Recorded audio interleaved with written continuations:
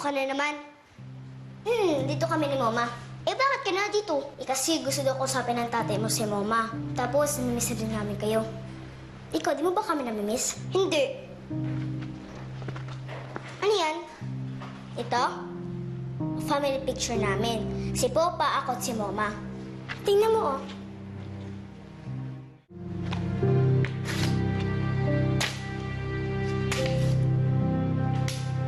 Sorry. Ano, bakit mo ginawa yun? Hindi ko naman sinasadya eh. Ano hindi sinasadya? Bakit mo nga ginawa yun? Ano ka nakagalit mo dyan? Eh, hindi naman maganda yung picture mo. Masyado ka talagang papita. Ang bad mo talaga. Mas ka na nga dito! Alis na sabi eh! Ayaw mo alis? Ha? Ayaw mo? Alis na sabi eh! Ah!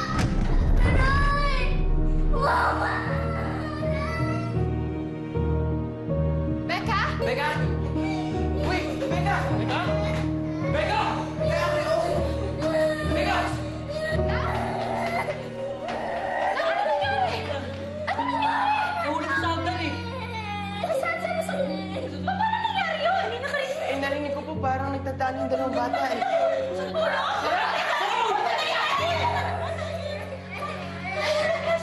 Ako na ginawa sa tulong. Pinadali namin sa hospital.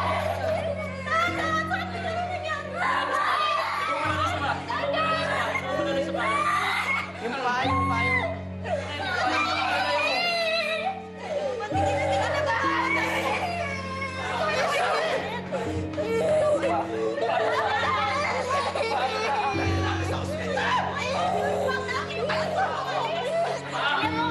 Hey, what happened? Halika na. Hello? Sarah, anong nangyari kay Becca? Narinig ko umiyak siya. Hello, ito po ka ako timing. Dadali namin si Becca sa ospital. Sige na. Sa hospital. Sarah, text mo naman sa akin. Pupunta ako ngayon. Thank you. Edward, saan ka pupunta? Ma, kailangan ko puntahan si Becca. Ha? Naiyak na iyak yung bata eh. Kinagaling siya sa Pati hospital ka sasama ako. Sige na, sige na. Isarado mo na ang kita!